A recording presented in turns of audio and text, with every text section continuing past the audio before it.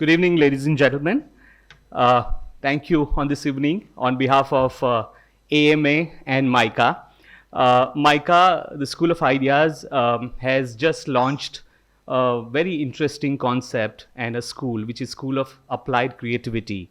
And in this school, we have been collaborating with a lot of international educators as well as professionals.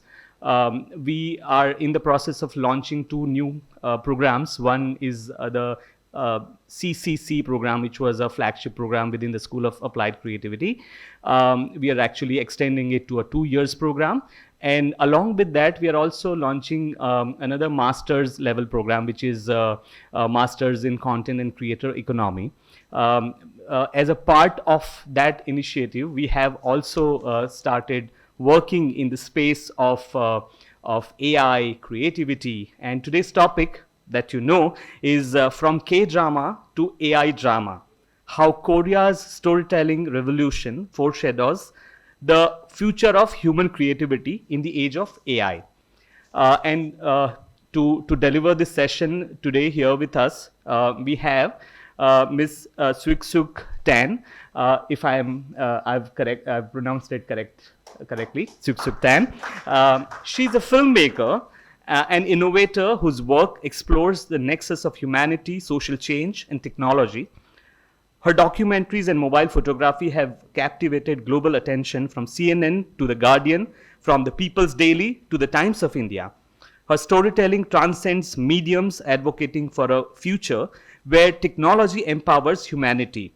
Her latest work, AI for Humanity, is an interdisciplinary collaboration with an AI scientist and AI governance expert. The book is there. It's actually becoming the bestseller since its debut. The book has quickly captured global attention. In fact, something that you must read, and I'm planning to read it this weekend, topping Amazon bestseller list and garnering the attention of thought leaders worldwide. AI for Humanity is now part of over 400 libraries collections in 30 countries from across 5 continents. One of them is MICA as well now. China Renmin University Press will publish the Chinese edition in 2025 this year.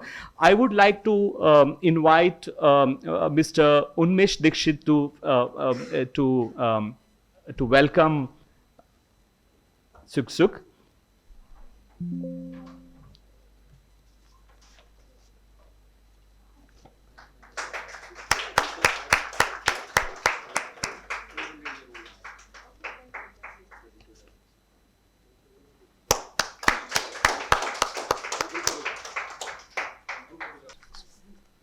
Over to you, Siok Siok. Floor is all yours. Thank you. What? Caller mic? I think that's okay. Good evening. Very good to see you. Thanks for coming out. My name is Siok Siok.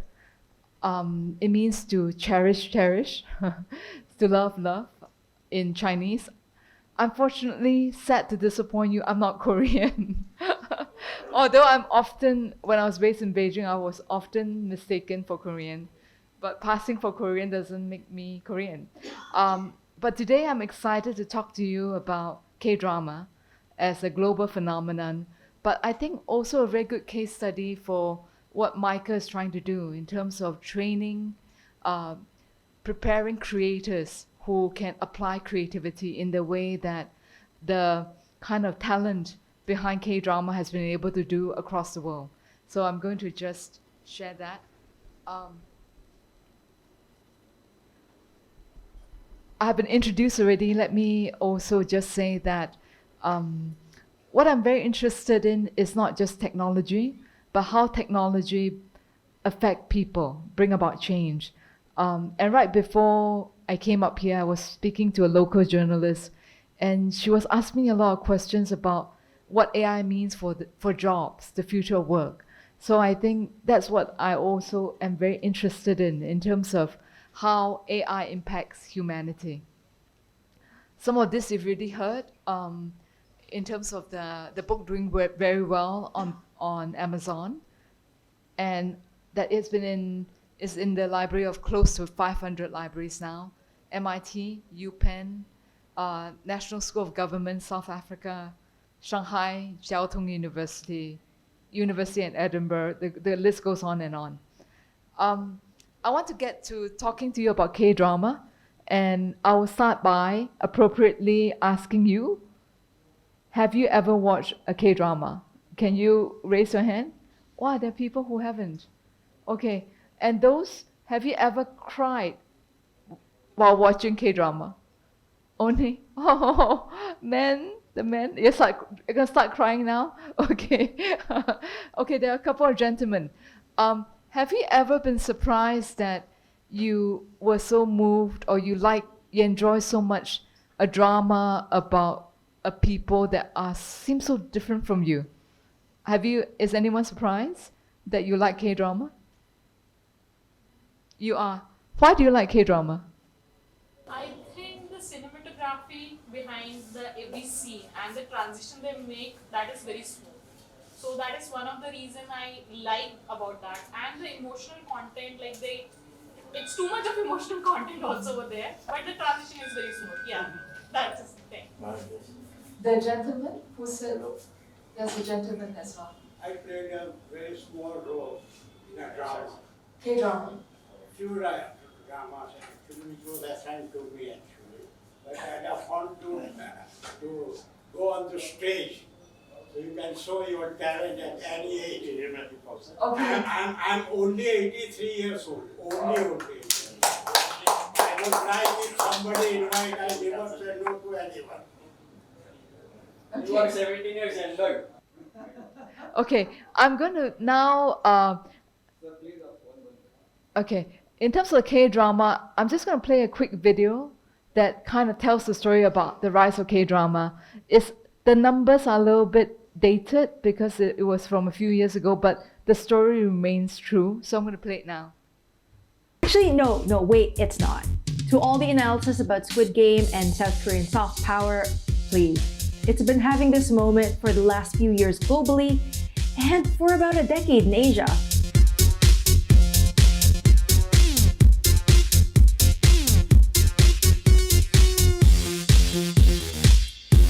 Hallyu, or the Korean wave, is what the country's culture ministry calls successes its entertainment industry has had outside the country. A wave that's been building for years based on a very clear objective the government introduced in 1994. The Presidential Advisory Board on Science and Technology submitted a report to then-President Kim Young-sam suggesting that the government promote media production as a national strategic industry. After crunching the numbers, they computed that the overall revenue of Jurassic Park was equivalent to the foreign sales of 1.5 million Hyundai cars.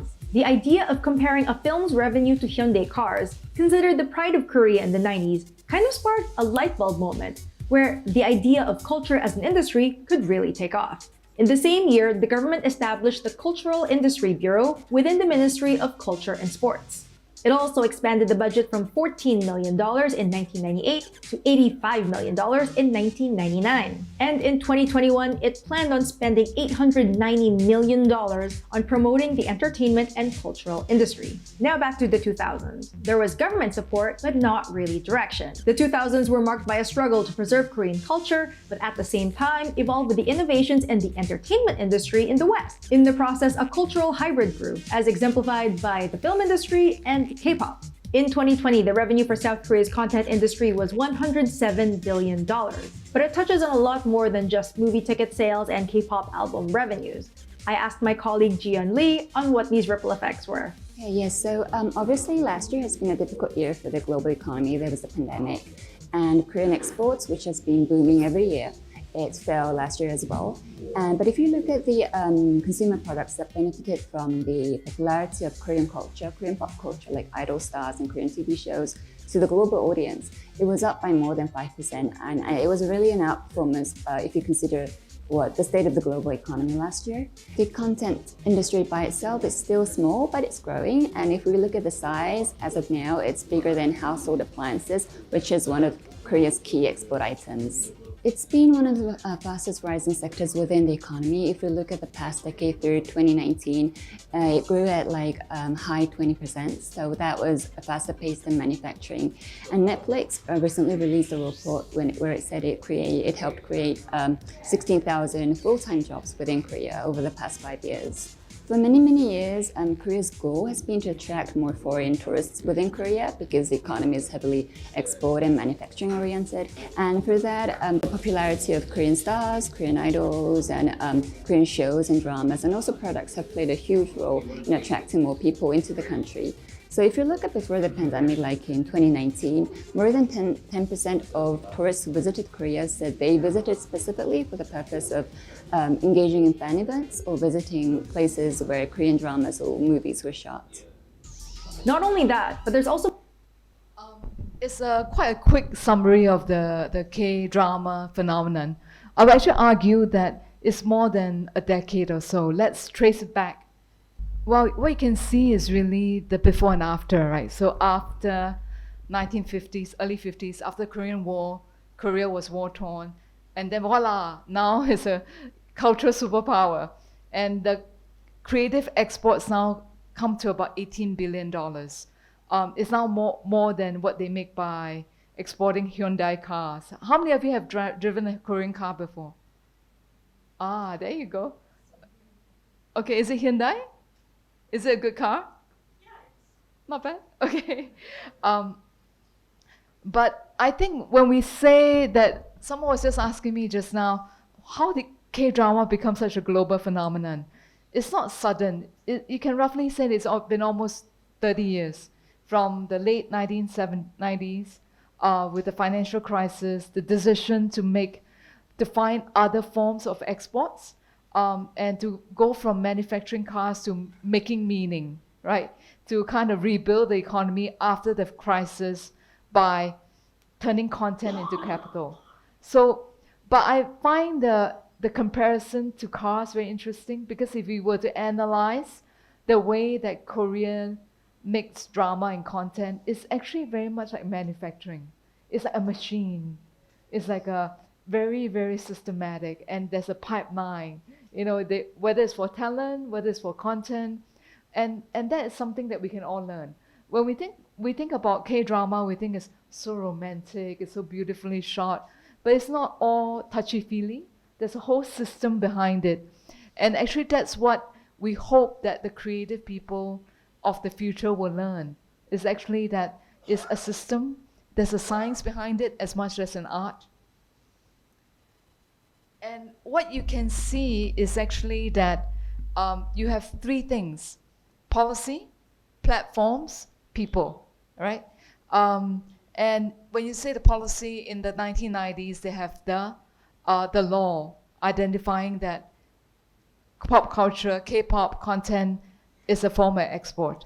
In terms of platform, and then later in 2009, they created this agency for Korean Creative Content Agency, KOCA, K-O-C-C-A. It sounds like an instant noodle, but it's actually an agency.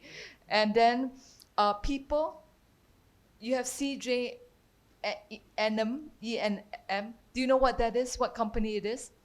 Have you watched the Squid Game?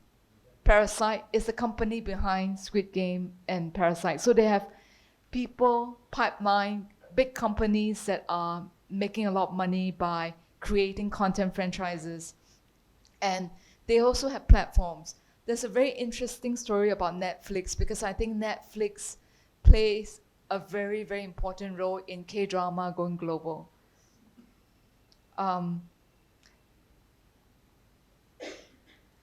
So you can see that between the years 2021 and 24, 6 of the top 10 non-English Netflix shows were Korean, all Korean. Okay, I don't know whether there was a Hindi movie or not, but I didn't check. But there were 6 out of 10 were Korean.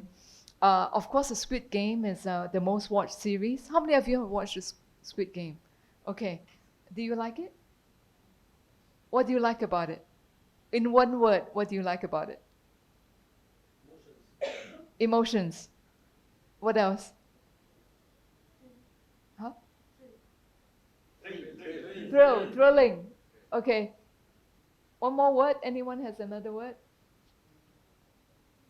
But anyway, it was what? Storytelling. It was the most watched series ever. So more than 100, I think it's 142 million households watch it in over 3 months, right? So let's think a bit about the phenomenon. So we talk about the three things, the three pillars. First, you have talent development. And the talent development is not just traditional school, the Academy of Fine Arts. Those schools are like 2 years, full-time, rigorous training. But you also have the K-pop training, which is like, do you want to guess how many years, if you want to become a K-pop star, how many years do you have to spend time training before launch, before you get launched? 6 to 10 years. Have you tried becoming a K-pop star? Okay. Any other guesses? 10 years. It's around there. You know, it's anywhere from 3 to 7. It could be 10. You know, it's 12 to 16 hours of training. It's very systematic. You know, they kind of de-risk. You know, they look at it very much like a product, like an IP. Look at people the same way. So that's a talent development, very rigorous. They really think about, I just saw a documentary about this guy called SM Lee. He ran the biggest K-pop entertainment company called SM Entertainment. And he really wanted to crack the formula for making stars. Like what kind of combination, what kind of idea and they'll invest like 10 years in a group and spend millions of dollars before they even launch. And the IP ecosystem is very interesting, actually. People ask me, how do they come up with so many hits? It's because it's like car manufacturing. They have an assembly line. And one example I can quote is, have you heard of Never? Naver. You nodded. What is Never? It's Google of Korea. It's the biggest search engine company. It's a very, very important company. So they have this pipeline where if they have a great idea, they will actually start with a web cartoon. They start with very low-cost version, right? Let's do a web cartoon, web series.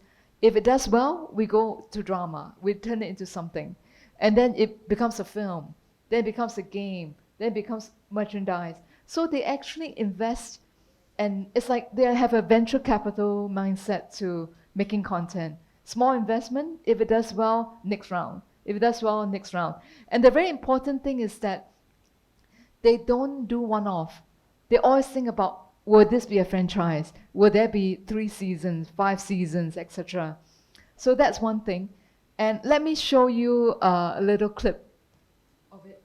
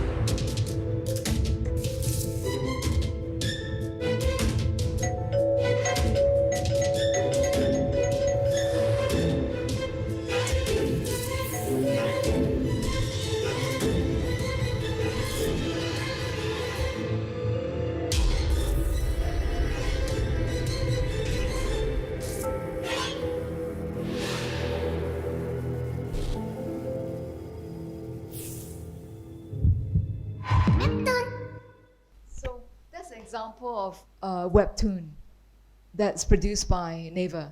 So they do something like that that's cheaper, lower cost. If it does well, then it might become something on Netflix. If it does well, it might become a movie, etc., etc. I think the other thing to think about in terms of IP ecosystem is the platform is very important. Netflix is actually very important. Does anyone want to tell me why Netflix was so important? The reach is more than The reach is much more. it's an affordable. How many of you have seen K-drama on Netflix before? How many of you started watching K-drama because of Netflix? You also have some people, right? Let me give you a rough timeline, right? So when the late 1990s, they started wanting to have this manufacturing cultural export. And then in the 2000s, they were successful. The first wave was in China, in Southeast Asia. They become that kind of this East Asian phenomenon. I was told this afternoon that in 2000, there was a burst of love for popularity for K-drama in Manipur, in the northeast, because at that time the Bollywood movies were banned in that part of India, and they were smuggling in K-drama. I did not know this until this afternoon. But in the 2010, something very important happened. 2016, Netflix entered South Korea. And then what happened? Anyone want to guess? They wanted to actually produce original content because South Korea is an important market. They want to commission original content. And that whole process actually pushed K-drama to be much more innovative. Why? Because as a regional local player, they play it safe. They want to just make relatively low cost romance, formulaic, but with more funding for Netflix. And Netflix has a very important asset. It has data. They know the data of people watching K-drama. When they cried, you are a data point. All of you who cried, you are a data point on Netflix. When you rewound, when you skip forward, etc. And because of that, the global nature of Netflix, I think that was a tipping point when K-drama became a global phenomenon. And then the other thing that is important about K-drama is that it did not try to copy Hollywood, right? It did not try to do the superhero movies, the tempo movies. Instead, it really had its own emotional DNA, which is, for those of you who like K-drama, what is the emotional DNA? How do you know it's a K-drama? What are the things that happen in a K-drama in terms of emotion? Anyone? It's the relatability, I guess, that is like not that fictional.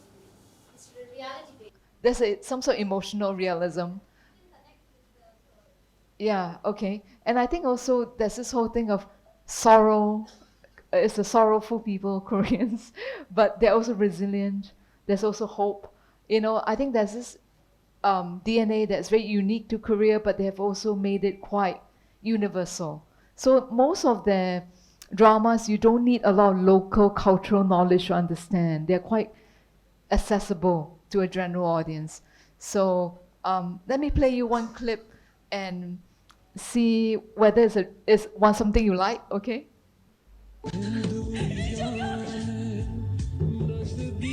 तुम यहाँ से ऐसे नहीं जा सकते।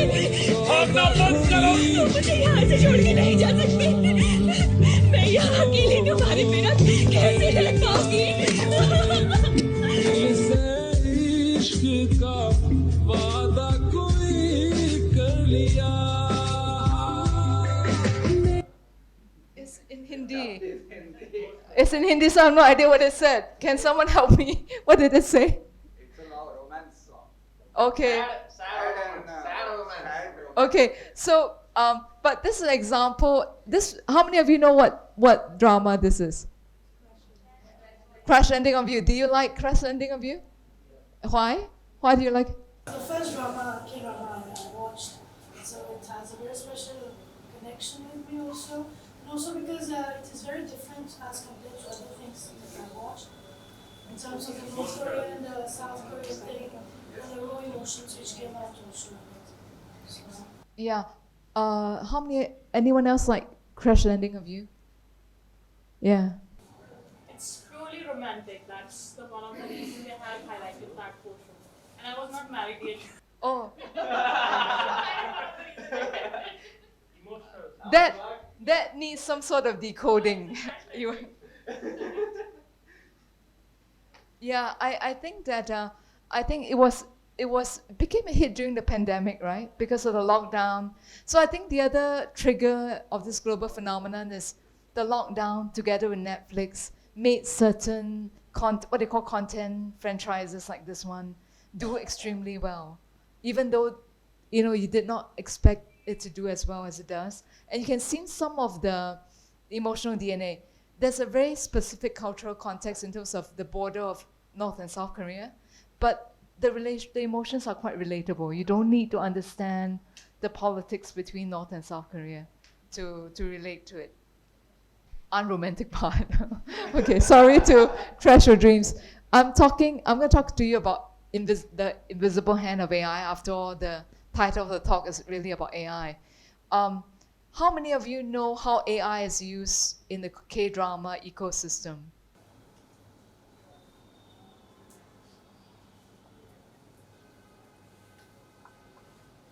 No? No. I hope that it does not disillusion you. I'll share a bit of some examples. Anyway, Netflix uses AI very extensively in terms of analyzing the content. Let me share a few examples. So CJ Entertainment, again, is the company behind Squid Game and Parasite. And they actually use AI to predict emotional beats. So they have this tool called AI script analysis tool that was launched in 2022. And they will analyze screenplays for emotional patterns. So they do that. And in 2023, they tested 3 series concept and greenlit it using the AI assessment as opposed to human intuition. Do you know what is to greenlit something? What does it mean? Okay, yes. Greenlit means green light, budget approved. Go ahead. Move ahead with the project. And in 2023, they greenlit 3 series using this method of predicting with AI. All 3 became hits. The script was also generated by AI? No, not yet. Later we'll talk about that. This one is written by human, I hope. Okay. So I think they have a lot of data points. They can look at the audience data point. They can also look at the social media data point, like what was the scene, the episode, the 5-second clip that everyone was commenting on after the episode aired, things like that. So, and the other element is Netflix, right? Netflix is very interesting because it used to be a DVD rental company, okay? Once upon a time, a VHS rental company. It became a streaming platform. But it's more than a streaming platform. What makes it different from a streaming platform? Like a TV, what makes it different from a TV network? You can watch it whenever you want and anytime, anywhere. It has data. Yeah. So in a way, because it has data, it is also able to commission original projects, right? Because I have data on 100 K-dramas and what people like, which episodes were the most popular, and what were the audience. So they can actually then say, okay, I want to make a K-drama based on the data insights. So they have more than 300 million subscribers globally. And so they can actually track the data points and shape the K-drama as well. And of course, in K-pop, you also have this whole other AI universe where you have the group, but the group also has their AI avatars, and the fan can also interact with the K-pop group, the AI avatars. Do you know of a group called aespa? AESPA? Okay. Yes. Why are you so excited? Okay, tell us about aespa. aespa is I think so, BTS music group, if I'm not wrong. It's a K-drama. It's a group of girls. Yeah, I have heard them. I have heard them on Spotify. Ah, okay. So anyway, they also use this virtual idols to, again, have more interaction, engagement, more data. So the whole system is actually informed by AI. Actually, I was not excited. I just got aware. Ah, okay. Okay. Now we're all aware that you are excited. Aware. Okay. Oh wait. Okay. Now I'm going to talk a little bit about the kind of creativity in the age of AI, human-centered creativity. Just now, this gentleman asked whether the script was analyzed by AI or was it also written by AI. In recent years, they've actually started experimenting with analyzing, co-writing with AI. You're actually starting to see Korean movies where the AI gets the credit. The AI is a co-writer. So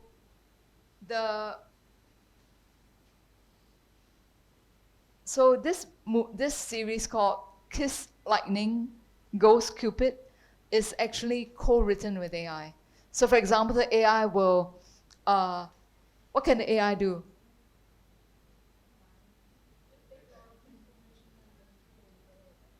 There's one possibility. The AI, for example, the writer could maybe write an outline and say, AI, develop it into a full draft, right? This is my ideas, write into a full draft. The writer can also say, AI, come up with 50 variations of the plot. So that I can avoid making a very cheesy expected drama. So this actually was co-written with AI. And what was interesting is that they were very conscious to make sure that the human decide. That means the AI was just like a drafting assistant. It did not let the AI do all the work, but it was helping the process, assisting the process. Has it happened in India yet? AI being credited as... Which movie? One was the Houseful 5, which was recently released. The AI actually suggested two endings to the story. So the producers finally released in different cinemas, they released two versions of the movie in which the ending is different. They copied it from the Japanese format. Japanese formats movies, they have 5 or 6 endings, different endings. They let the audience think what the ending could be. Right. So this movie, like, it had only two endings, two different endings, but it was released in different cinemas. So what you watched, maybe I got a different version of. I see. That's a bit frustrating. Yeah. What if it's an ending I don't like? But anyway, but that's very interesting as well. And remember this company as CJ Entertainment? They actually have a policy that, do you know what human in the loop means? In AI, what does it mean to keep human in the loop? Human involvement is there. That there always has to be a human. And for them, this company, although they are a very big company, they insist that AI can only assist. It cannot be the creator. And the other thing that's interesting is that every AI suggestion is reviewed by a minimum of 2 people. 2 humans, not 2 AI, 2 humans. Okay. And the other thing that's very interesting, I don't know whether you have it in India, is that the Korea has a law in 2023 where if you use AI in creating a piece of work, you have to say. Yeah. So you cannot pretend that you wrote it yourself. You have to say, what did AI do in that? Does India have a law like this? They're coming up with. You have to give the disclaimer that this is partly AI generated. Yeah, is someone there? Yeah, over here. So I think that's an interesting thing that although they are a very successful company, they could just go all AI. They could afford to build the most expensive AI system. They have this requirement that every AI output has to be reviewed by at least 2 people. And the Korean law require that you have to disclose.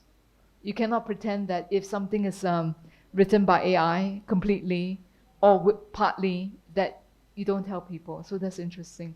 What's the effect of disclosing? why do they require disclosure? What happens if you don't disclose? People might think that it is human generated, written by humans or created by humans. Okay. And what's the harm that's caused?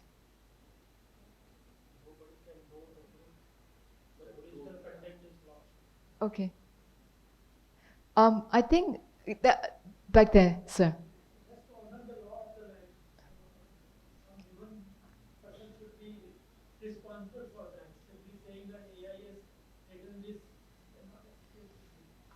I think the point is also that transparency creates trust, right?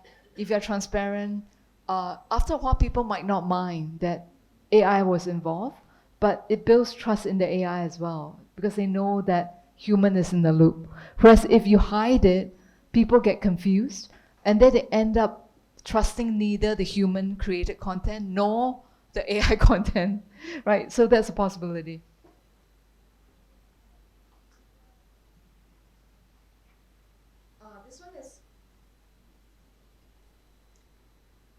This one is actually quite exciting. In 2025, they they created a AI film, a series that was completely done with AI, and it's an animated film series, and it was made with 6 people in 5 months. And tell me what it means if you can. Is it a lot of people or very few people for animated series to have 6 people do it in 5 months? What's the typical size of an animation team? Does anyone do animation here? Anyone? So normally you would take probably 50 people. Here's 6 people. You take 18 to 24 months. So they're making this at how many percent? Who's good at math? Less than 10% of the normal resources because they use AI.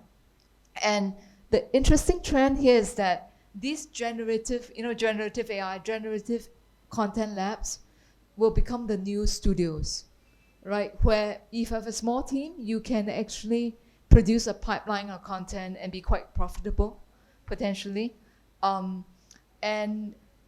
I think that trend is going to happen in India as well, right? Where small teams will become kind of a micro studio that can maybe produce a big hit.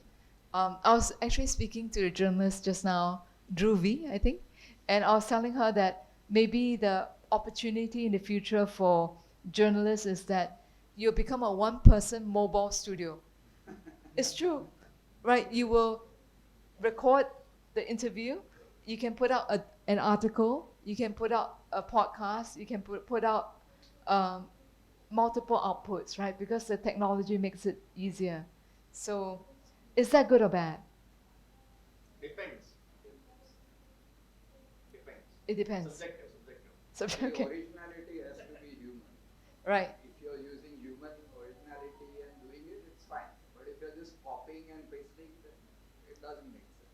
But I think this trend towards micro studio is actually the opportunity for the younger people as well, because when they come out of school, they may not get a job at the big company, but they might be able to start a studio with 5 people and start doing some advertising, some short form content, etc.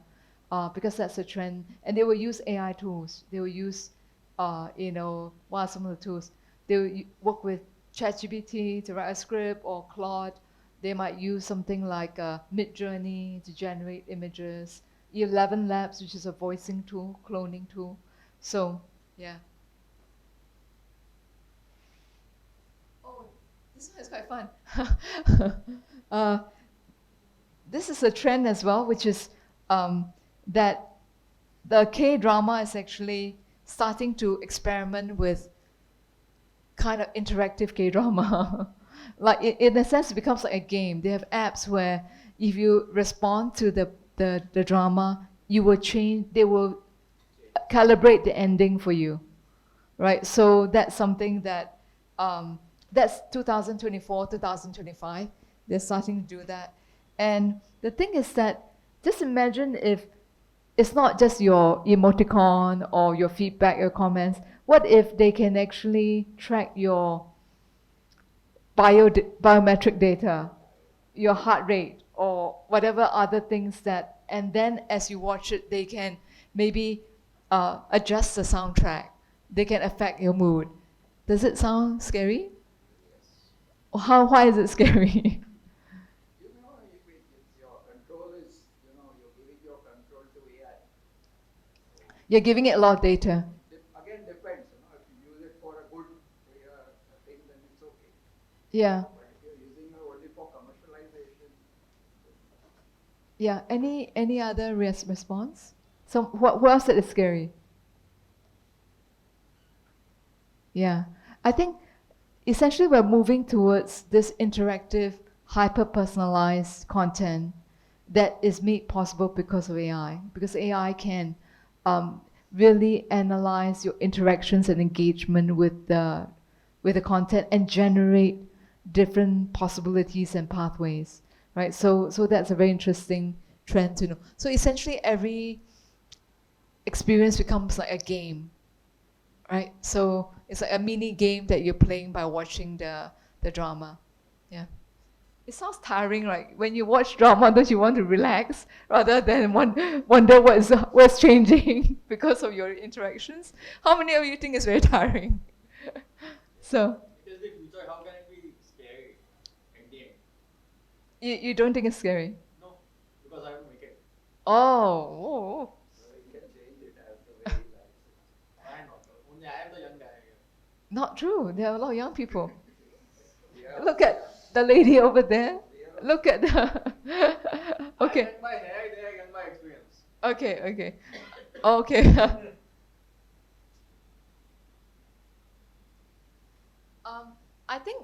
I think one of the things I wanted to share is actually,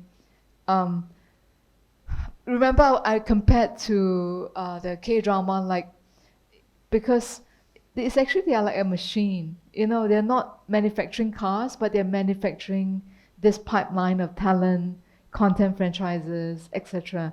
And there's a discipline, there's a system, whether it's the talent, the IP, the emotional DNA.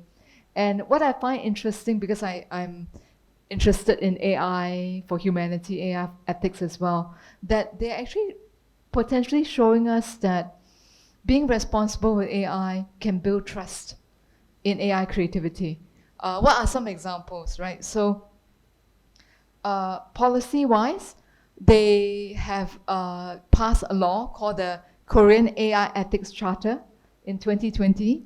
So they have principles of AI for creative industries, which is already way more advanced than most countries in the world, right? The other thing is that the other minor miracle is that their government, the entertainment studios, and universities actually talk to one another. In many countries, they don't talk to one another, right? The government does its own thing and the studio does its own thing. So they actually have a creative AI task force that brought together what we call the stakeholders, the government, policymakers, the entertainment companies, the universities. And so to me, that's interesting in the sense that they are not just, when you say ethics, it sounds very boring, right? Rules and regulations. But essentially, they're actually building an infrastructure for trust in the age of AI, right? Just now we were talking about why do they want disclosure and transparency if you use AI in the making of content. It's because if you're transparent, people trust. And after a while, maybe using AI will not be such a dirty word or such a suspicious thing because everyone declares, yes, I did use AI for this part or that part, or I use AI completely, right? So that's a good thing. And if you think about the policy, the ethics, the talent, I think it's a potential model for AI for humanity.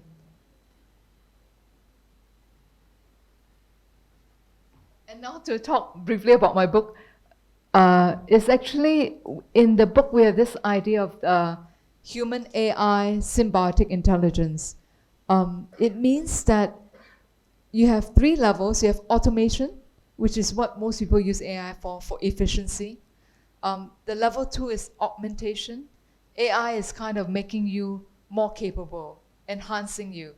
It could help you in your ideation, your creativity. So the example of generating 50 variations of a script is augmentation. Brainstorming is augmentation. The third level, because I'm Chinese, is the highest level of Kung Fu, as they say, level 3 Kung Fu, is to have for human intelligence and machine intelligence to co-evolve. That means you know, the boundaries of what you can do together keep extending, right? You explore new frontiers, new possibilities. You can make new types of content. You can create new genres, personalized experiences, etc.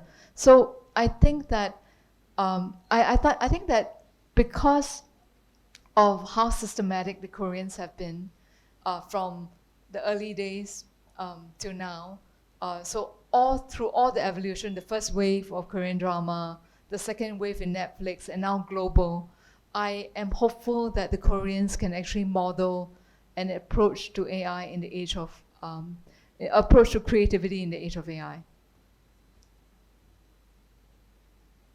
And I'm not Indian and I'm new to Ahmedabad, but I think that I'm just thinking, and you can maybe add to this, will there be an Indian wave? How many of you think that in the next decade? Wow.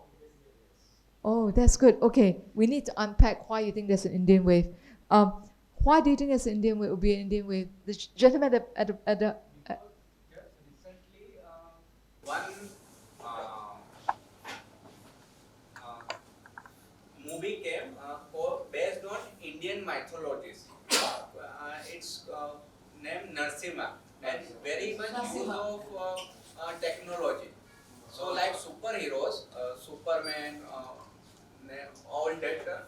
So now the Indian story is becoming global, and that movie has earned a lot of money compared to Western superheroes movie. So this trend is going on, and all the Indian movies nowadays using lot of technology. So maybe in future the wave would be the Indian mythological movies. Right. There's someone else who said that they think there's an Indian wave. That gentleman. So, like movies like Mahavatar Narsimha, so like mythological, Indian mythology combined with AI can create a wave. Yeah, interesting. There's a recent Chinese movie called Naja. It's also an ancient Chinese mythology. It's also animation that has done globally very well, just like gazillion dollars, and also has that content IP ecosystem, right? This kind of movies can also be a game. Will also create a lot of merchandise. You know, can also become a series, etc., etc. Can also have their virtual AI avatar fans, idols, etc. Who else thinks you have? Hi, yeah. Why I think it could be a new wave is one, we are content hungry people, so we need stories, we are story driven people. Second, there are people who want to create content, and then AI can be that bridge between that content creation. Once people started and they have already started learning, and hence then what will happen is we have stories all around, and we have a country of different languages and various cultures. So there are very local stories that are bound to explode and then come up on screen once the people or the filmmakers learn these tools from AI. Yeah, interesting. Anyone else has anything to add about the Indian way? India has a lot of potential. A lot of VFX and animation is now happening in India. Almost 25-30% of the global animation and this thing is happening in India, VFX and all that. Yeah. Even Hollywood movies, a lot of work is being outsourced to India. Yeah. So I just wanted to put a few suggestions for the Indian wave. We should start preparing for it. That's why MICA is launching a School of Applied Creativity. one possibility is actually this AI creative studio. Remember the micro studio that does a lot of work? And it should really be multilingual. One of the opportunities of AI is that India has 22 languages. Korea only has one, right? You could actually produce content. The same content can easily become multilingual. I was quite moved this afternoon because I was sharing with the MICA faculty, and they actually said that Netflix did not just help them discover K-drama, it also helped them discover other regional Indian drama. Because it's subtitled, they can watch it, whereas previously, if it's not in your dialect, you may not watch it. And that you actually now have following for certain regional dramas. So that's one great opportunity. I think the other opportunity is this whole idea of human AI storytelling, which K-drama is very insistent on. The human has to be in the loop, has to be the reviewer, has to have the final say. Because not to forget, one of the things that you love about K-drama, the emotion, is going to be very easily lost if it's only the AI analyzing it. Can you imagine? What's your personal opinion? Should the humans have the last word or should it be given to AI?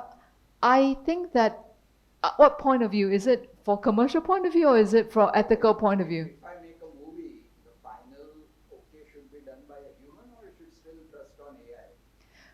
I tend to think that it has to be human for several reasons. One being that I feel that we think about AI as being very powerful, but we have access to knowledge and data that AI does not have. So for example, in this room, I can see your body language, right? I can see your emotion.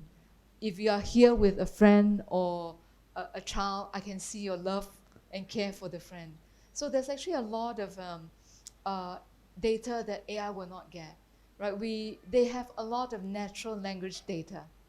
They have a lot of interaction engagement data. There's a lot of data that AI does not have.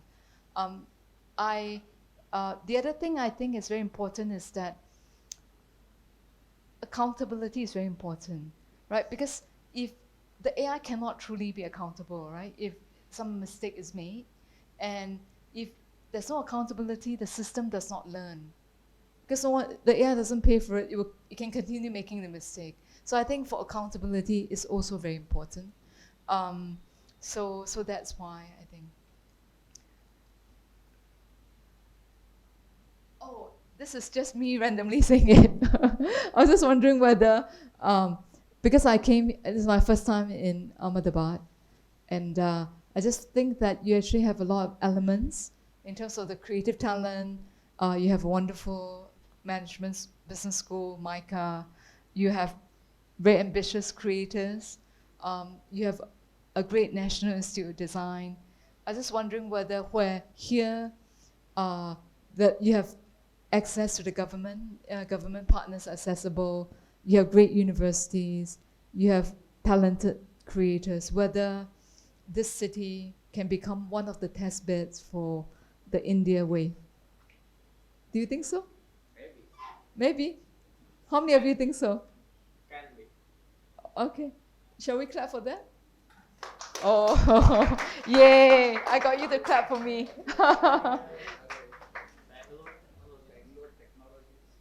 Anyway, should I take questions? Should we take a selfie? What do you want to do? Is that Q&A section or how does it work? You can do a round of QA. Okay. Any questions?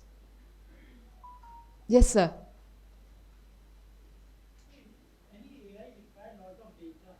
In Korea, where you are installing your data centers, whether in a bigger city or in small towns? But I think the data that Korea has may not be completely in the hands of the creators because they also have data that's with Netflix and they may not share very transparently, with Korea. So I think data centers, I think they're just being built across the world. Yeah. So why are you interested? Are you interested in the cost or the location or the environmental impact? Regarding the planning,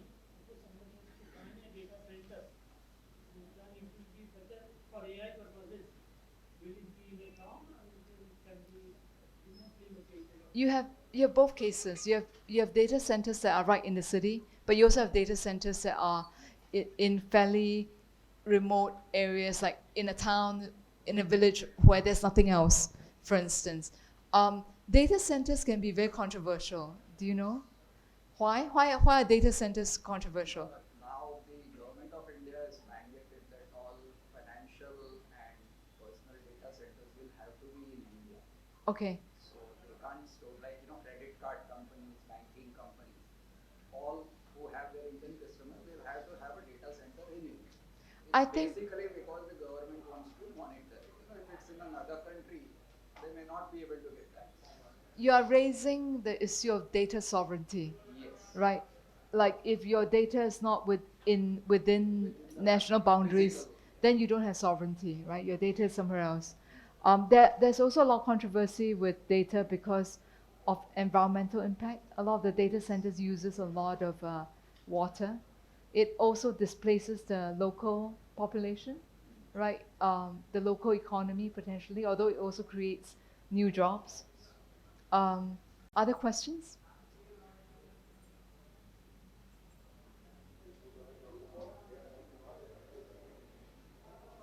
Hi, sir. Hi, madam. Ma'am. I have like a curious question.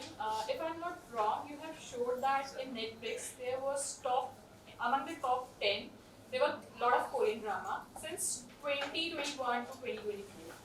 So, if I'm not wrong, AI started, they have started the investment in 2016. So my question is that after the AI, like it has started booming because that was the pandemic and recovery period as well.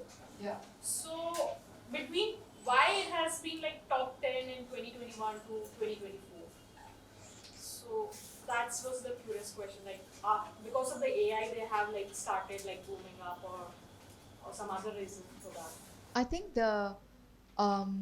the data is not exclusive to K-drama, right? Obviously, Netflix has data on all the content that they have.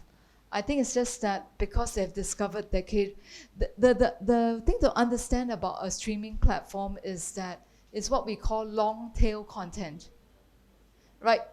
Long tail meaning that the content that very few people, enough people watch, like Brazilian drama, documentaries, Mexican dramas. Now, because you have aggregation globally, they become profitable content, right? Because you can target the people who like it, you can recommend it to them. So for example, I guarantee if you watch one K-drama, you'll be recommended 5 other K-dramas. So I think what has happened with AI is not exclusive to K-drama, but it happens that they have this content ecosystem that is finding a fit with the market, and therefore the AI accelerated it, right? There are also content genres that no one likes, and then it becomes a downward spiral, right? So it's actually because they already have some sort of the DNA to make good content, and the AI help the Netflix and also the companies themselves to